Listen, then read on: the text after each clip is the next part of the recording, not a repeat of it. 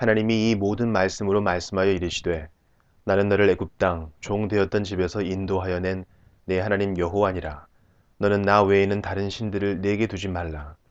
너를 위하여 새긴 우상을 만들지 말고 또 위로 하늘에 있는 것이나 아래로 땅에 있는 것이나 땅 아래 물속에 있는 것에 어떤 형상도 만들지 말며 그것들에게 절하지 말며 그것들을 섬기지 말라. 나 내 하나님 여호와는 질투하는 하나님인즉 나를 미워하는 자의 죄를 갚되 아버지로부터 아들에게로 3, 4대까지 이르게 하거니와 나를 사랑하고 내 계명을 지키는 자에게는 천대까지 은혜를 베푸느니라. 나는 내 하나님 여호와의 이름을 망령되게 부르지 말라. 여호와는 그의 이름을 망령되게 부르는 자를 죄 없다 하지 아니하리라. 안식일을 기억하여 거룩하게 지키라. 엿새 동안은 힘써 내 모든 일을 행할 것이나 일곱째 날은 내 하나님 여호와의 안식일인즉 너나 내 아들이나 내 딸이나 내 남종이나 내 여종이나 내 가축이나 내 문 안에 머무는 객이라도 아무 일도 하지 말라.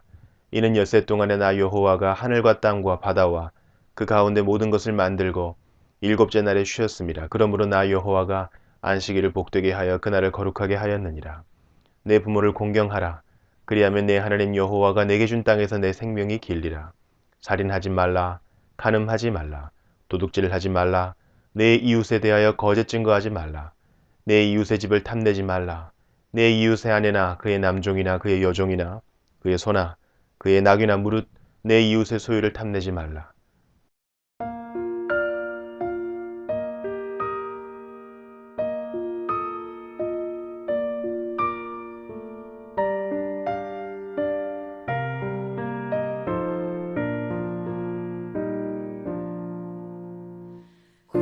고요한 나 거룩한 나 어둠에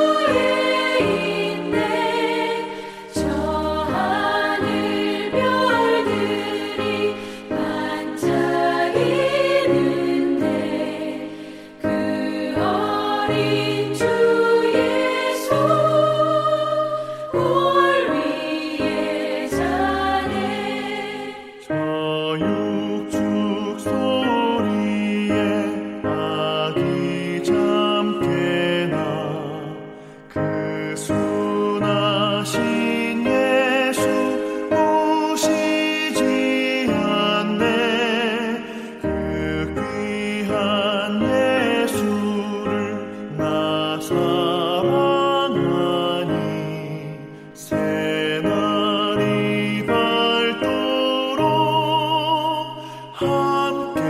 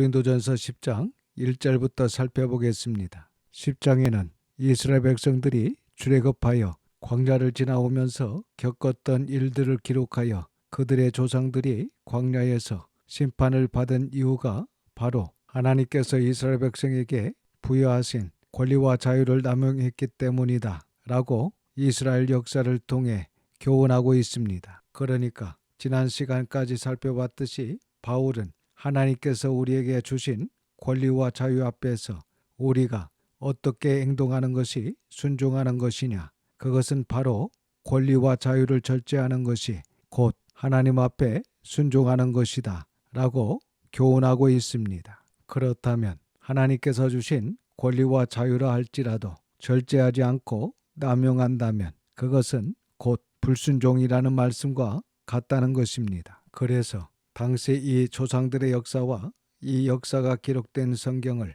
오늘날 우리의 거울로 삼고 우리도 바울과 같이 하나님 앞에 온전한 순종을 할 수 있기를 바랍니다. 1절입니다.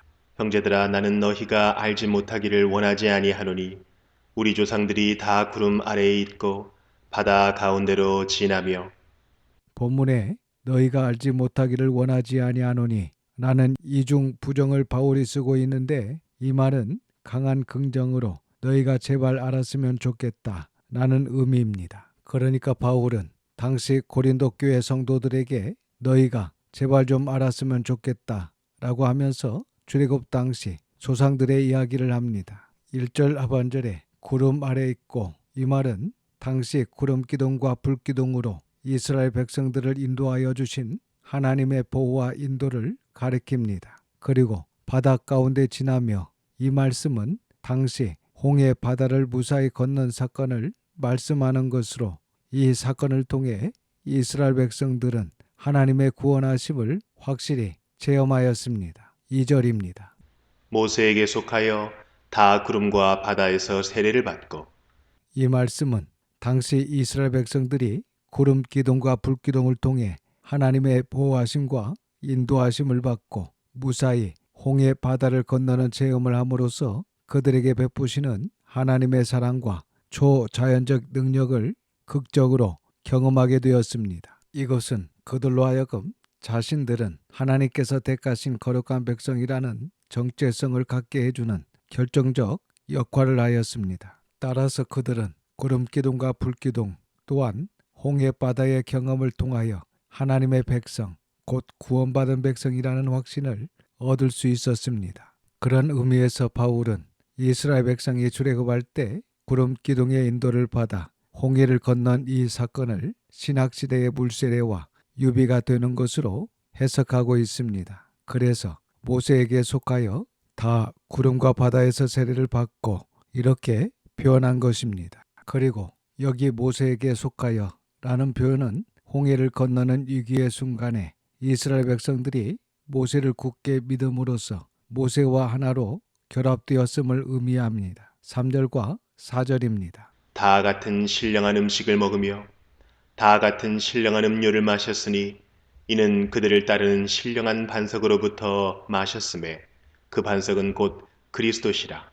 3절의 신령한 음식은 만나를 의미합니다. 그리고 4절의 말씀은 현대어 성경을 보면 좀 더 쉽게 번역되어 있습니다. 그리고 하나님께서는 이적을 나타내셔서 광야에서 먹을 음식과 마실 물을 그들에게 주셨습니다. 그들이 마신 물은 그리스도께서 주신 물이었습니다. 그리스도는 능력 있는 바위로서 그들과 함께 계셨는데 그들은 바로 그 바위에서 흘러나오는 물을 마시고 새로운 힘을 얻었습니다. 라고 번역하고 있습니다. 그러니까 예수님께서 이 땅에 오시기 전에 이미 선지하셨고 그리고 이스라엘 백성들이 광야에서 생활하는 동안 이스라엘 백성의 신령한 반석으로 동행하셨으며 그들의 구원자가 되셨다는 것을 말씀하고 있는 것입니다. 즉 성자 하나님이신 예수님께서 이스라엘 백성이 광야 생활하는 40년 내내 함께 동행하셨다는 것입니다. 우리가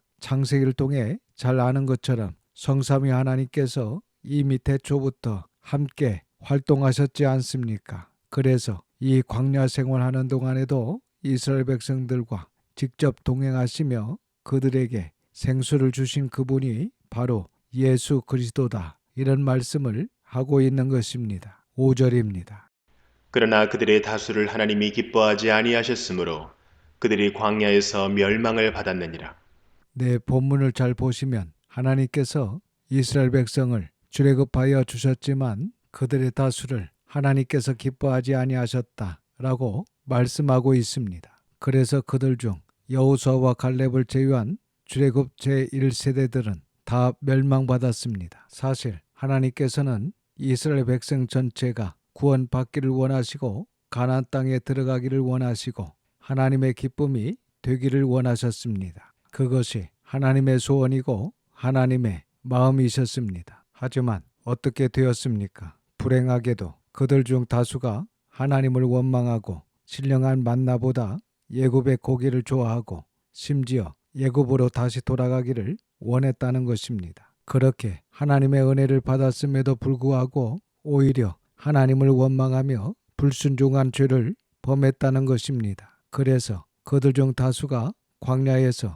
비참하게 멸망받았습니다. 이처럼 선택의 자유와 인격의 자유를 가진 많은 다수의 사람들이 악한 것을 선택하고 마귀의 편을 선택했기 때문에 마지막 결론을 보면 다수를 하나님께서 기뻐하지 아니하시는 쪽으로 결론이 나는 것을 성경에서 우리가 보게 됩니다. 그래서 결국 우리가 앞으로 맞이하게 될 인류 역사의 종국사적 종말 역시도 다수가 하나님을 기뻐하지 아니하므로 종말이 오게 될 것이 분명하다는 것입니다. 어쨌든 출애굽 당시 이스라엘 백성들의 다수가 광야에서 하나님께서 그들을 기뻐하지 아니하셨으므로 그들이 신령한 만나와 생수를 먹고 마셨을지라도 여호수아와 갈렙을 제외한 모든 1세대들은 천국의 그림자로 볼 수 있는 가나안에 들어가지 못하고 광야에서 멸망을 받았다는 것입니다. 6절입니다.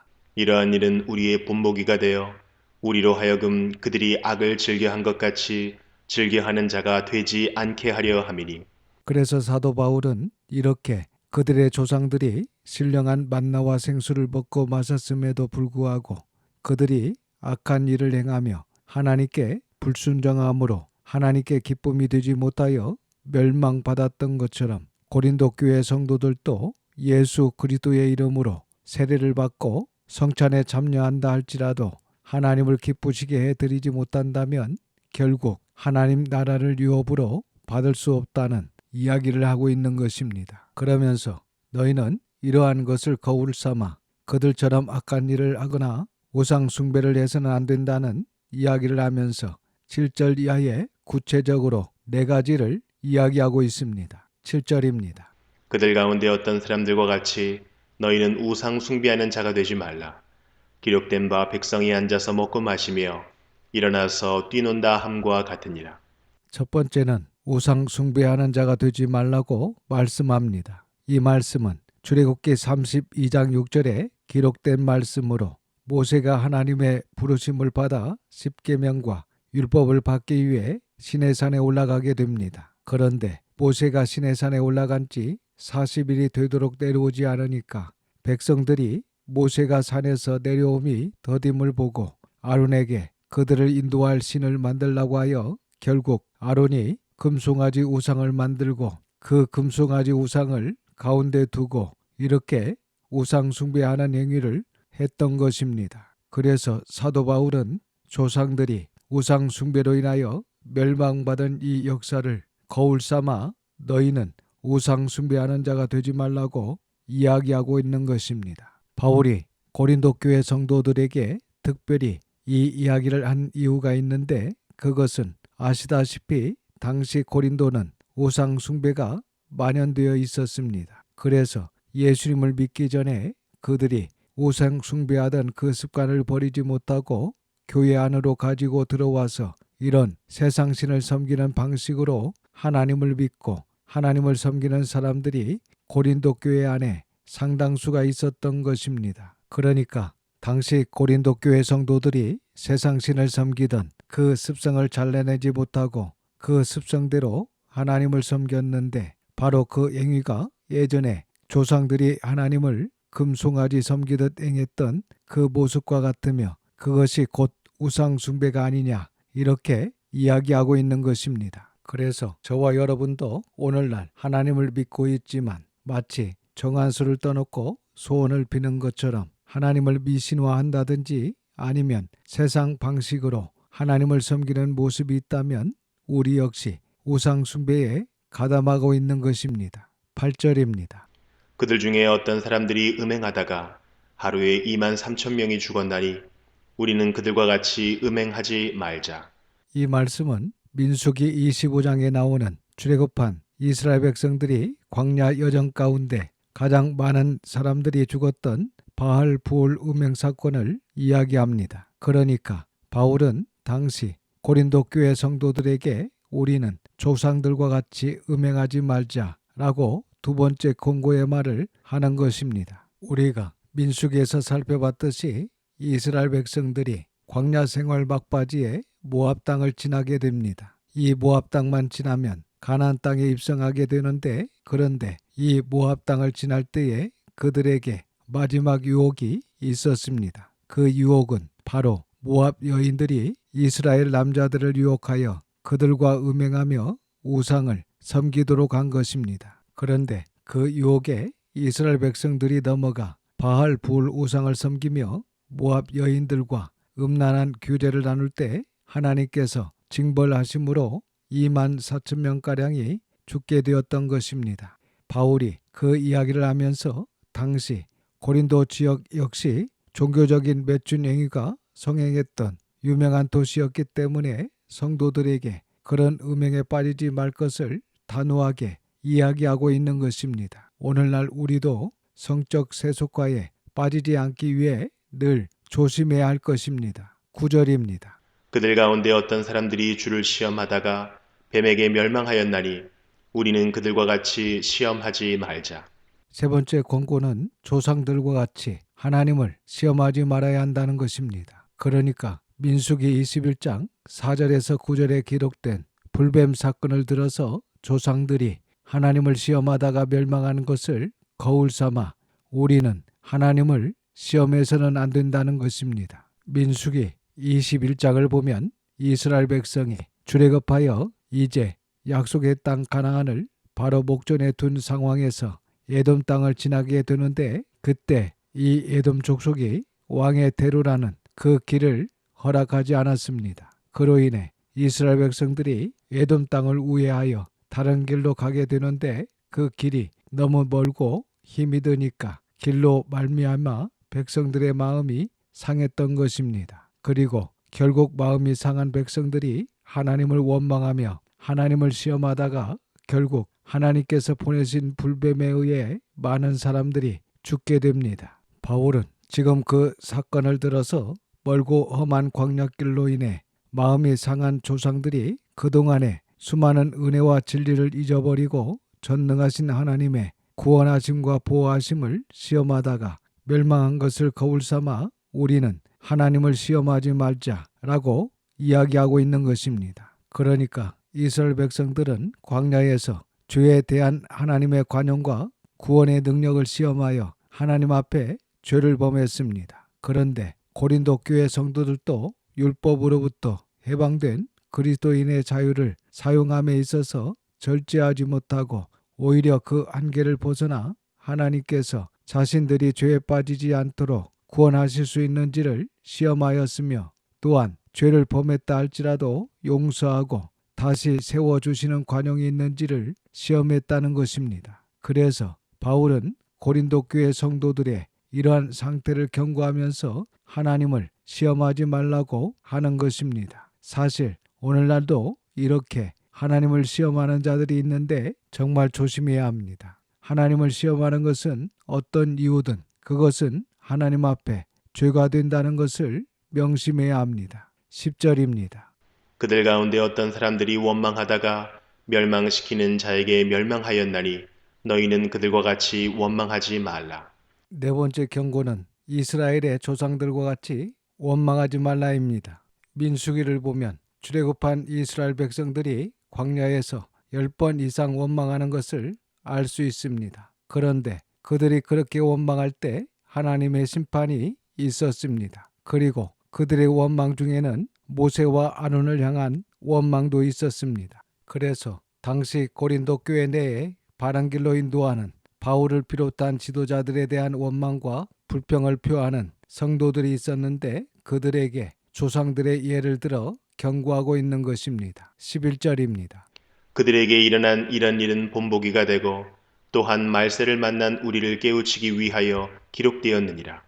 성경의 기록 목적을 바울이 명확하게 이야기하고 있습니다. 구약 이스라엘에 일어났던 이러한 일들은 모든 사람에게 경고의 본보기로 신학시대, 즉 이 마지막 때를 살아가는 우리들을 깨우치기 위하여 구약 성경을 기록하였다는 것입니다. 그러므로 우리 성도들은 신약 성경뿐만 아니라 구약 성경을 읽고 공부해야 하는 것입니다. 그리고 그 말씀을 정직하게 잘 배워서 내가 스스로 만든 가짜 하나님이 아니라 성경에서 말씀하시는 참 하나님을 바르게 믿고 사랑해야 할 것입니다. 이 시간 저와 여러분 모두는 하나님의 말씀을 정직하게 그리고 정확하게 배워서 바르게 하나님을 믿고 따를 수 있기를 주님의 이름으로 축원합니다. 기도하겠습니다. 아버지 하나님, 하나님의 거룩하신 이름을 찬양합니다. 오늘도 귀한 말씀을 듣게 하시고 깨닫는 마음을 주셔서 감사드립니다. 이 시간 하나님께서 저희들에게 허락하신 이 말씀을 기록된 원 목적대로 정직하게 잘 배우며 또한 겸손하게 이 말씀을 마음에 새겨서 사도 바울과 같이 하나님 앞에 우리의 자유와 권리를 절제하며 온전한 순종으로 하나님을 기쁘시게 하는 저희 모두가 다 될 수 있도록 인도하여 주시옵소서. 얼마 남지 않는 2025년 한 해를 돌아보며 두렵고 떨림으로 하나님 앞에 더욱 겸손한 마음으로 나갈 수 있도록 도와주시옵소서. 모든 것을 감사드리며 우리 구주 예수님의 이름으로 기도드립니다. 아멘. 지금은 우리 구주 예수 그리스도의 은혜와 아버지 하나님의 극크신 사랑하심과 성령님의 역사 충만 교통하심이 우리 모든 성도와 자녀와 가정 위에 이제로부터 영원토록 함께 있을지어다. 아멘.